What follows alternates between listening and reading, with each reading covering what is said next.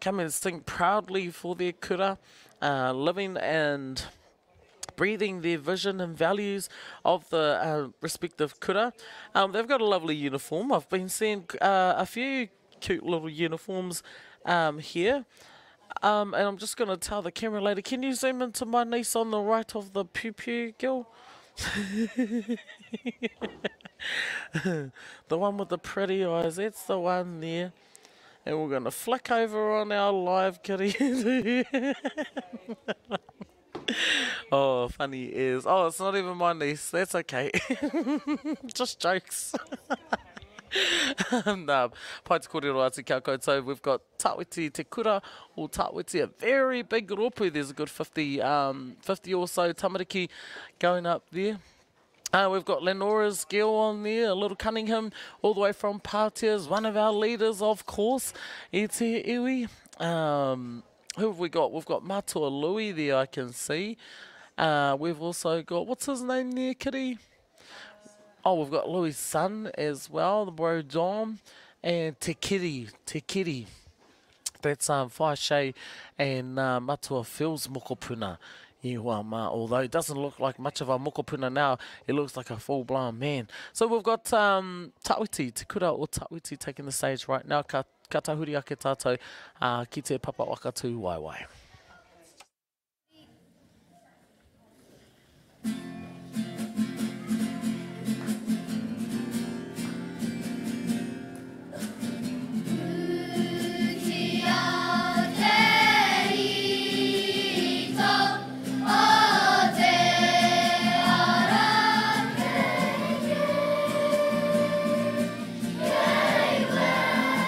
Te ko